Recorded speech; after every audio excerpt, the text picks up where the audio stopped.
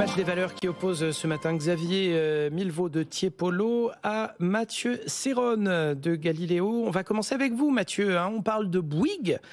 Bouygues, valeur vedette évidemment du côté du CAC 40, mais aussi valeur familiale. Et ça, c'est une qualité qui vous intéresse.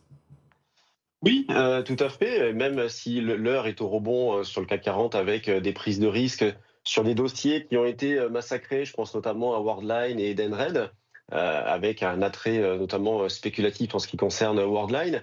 Je trouve judicieux de s'intéresser dans le contexte actuel avec la forte confusion qui règne, de s'intéresser à des valeurs qui offrent certaines garanties. C'est pourquoi je vous propose Bouygues aujourd'hui. Donc vous le disiez, une entreprise familiale avec la gestion qui va avec, un chiffre d'affaires en constante progression depuis les 10 dernières années, avec des perspectives qui sont intéressantes. Et d'ailleurs, lors de la dernière publication de résultats début novembre, Bouygues a confirmé ses objectifs, ce qui n'est pas si fréquent cette période-là, et a publié des résultats qui étaient supérieurs aux attentes. Un actionnariat familial, puisque 27% du capital est détenu par la famille, qui se renforce d'ailleurs d'une manière assez régulière. On a un actionnariat aussi du côté des salariés, puisque les salariés détiennent 22% du capital de la société. Ce qui est intéressant également chez Bouygues, c'est la diversification des activités qui tournent autour de 4 pôles. Le pôle construction, donc, qui représente environ la moitié du chiffre d'affaires. On a un pôle télécommunication également avec Bouygues Télécom, les médias avec TF1. Et puis, un petit nouveau, entre guillemets, depuis 2-3 ans, avec l'intégration de Equans, qui est en train de devenir un très gros pôle. Donc, Equans, c'est une entreprise spécialisée dans les services multitechniques, qui a été créée donc, en 2021, rachetée en 2022 par Bouygues. Et le vrai atout également de cette entreprise-là, c'est son rendement. Je le disais, dans ces temps un petit peu compliqués, avec énormément de confusion et une visibilité assez faible, eh bien, justement, le rendement de Bouygues offre une certaine visibilité dans la mesure où il est stable depuis plus de 20 ans, avec même une progression. Et il a même été stable lors du Covid, lors de 2020, alors que beaucoup ont coupé les dividendes. Bouygues a maintenu sa politique donc de rendement assez élevé. Le rendement pour 2024 se situe autour des 7%, et sur 2025, on est à 7,5%. Donc, ce qui fait quand même un rendement assez intéressant. D'un point de vue graphique aussi, alors la situation, la configuration est assez dégradée depuis le début de l'année. On est sur un repli de 15%, donc on a des tendances à court, moyen et long terme qui sont plutôt baissières. C'est pourquoi des achats sont plutôt contrariens dans la phase actuelle, mais on arrive sur une zone support assez intéressante autour des 27, 27,5. Donc des achats par exemple par anticipation pour mettre cette valeur-là en fond de portefeuille peut être tenté donc sur ce niveau-là. Sinon, un cran en dessous, c'est la zone des 25. Merci Mathieu Serron. On parle donc de Bouygues qui gagne 0,54% en ce moment. On est à 27,82 €. Un petit coup d'œil sur la scorecard quand même. Moins 18,7% depuis le 1er janvier. C'est vrai que Bouygues n'est pas forcément gâté. On passe à Xavier Milvaud de Tiepolo. Merci d'être avec nous. Alors vous nous parlez de Robertet. Alors c'est étonnant parce que ça fait plusieurs mois, on va dire plusieurs années qu'on guette le réveil des small et mid caps. Mais alors en tout cas, il y a une valeur qui retient l'attention de tous les gérants, de tous les spécialistes qui viennent à peu près sur ce plateau, c'est Robertet. Et c'est vrai que vous y voyez des qualités assez intéressantes aussi. Oui, tout à fait, vous avez raison. D'ailleurs, on en a déjà parlé ensemble sur cette radio ensemble il y a moins de 6 mois. Mais là, il se passe des choses, donc c'est intéressant de la remettre effectivement au goût du jour. En 3 points, peut-être, la société, c'est une société familiale, c'est le premier point, c'est les bons fondamentaux. On rappelle rapidement, même si vous le disiez, c'est une société bien connue. Robertet, c'est un des leaders mondiaux du marché des matières aromatiques naturelles. Au travers tout ça est selon 4 divisions: les arômes alimentaires, les compositions de parfumerie, les matières premières naturelles et puis les principes actifs.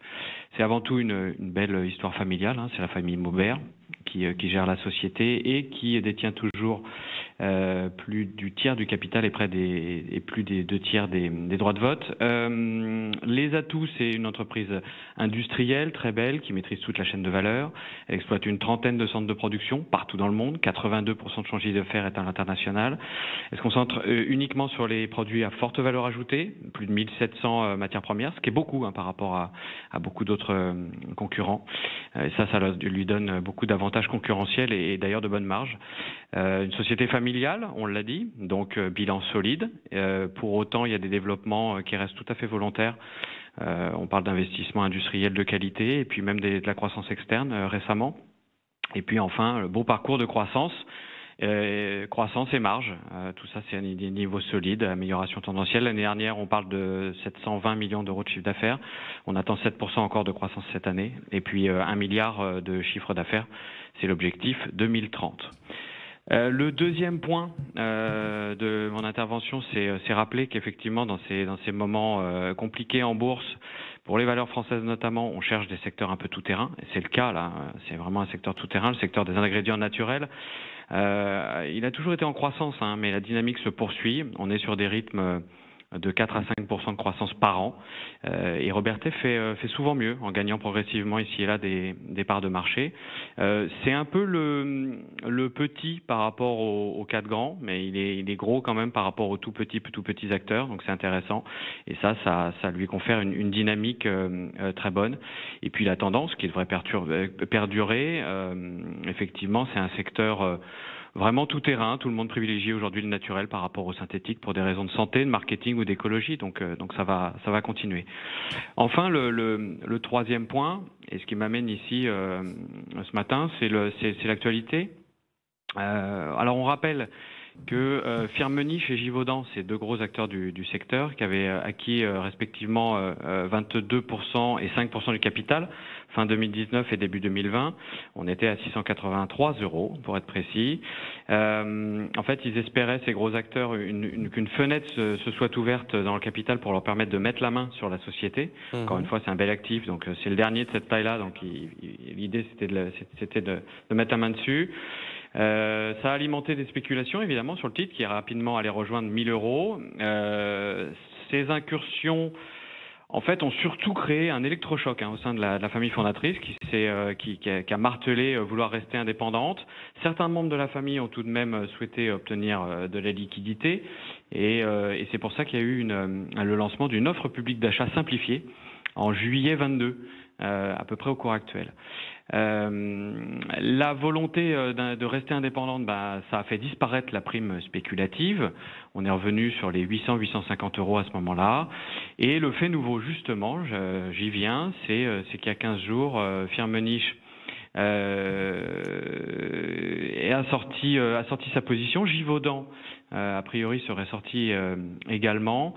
Les acheteurs sont le fonds stratégique de participation et Peugeot Invest. Et pour finir, la famille Maubert se relue également un petit peu. Autant dire que tout ça, c'est des actionnaires de long terme. Donc le sujet spéculatif, ça c'est sûr, il est donc définitivement derrière nous. Le titre s'est dégonflé pour reprendre en fait sa tendance de long terme qui devrait maintenant se valoriser à mesure que le groupe se développe. Enfin tout ça a peut-être fait un peu oublier une décote importante par rapport au secteur qui s'est creusée pendant cet épisode. Et donc ça crée potentiellement un beau potentiel de hausse supplémentaire intéressant. Robertet qui gagne en ce moment 0,12%, c'est une action chère, 870 €. Merci infiniment Xavier Milvaud, gérant de portefeuille chez Tiepolo. Et juste avant, on avait Mathieu Serron, trader et fondateur de Galileo Trading.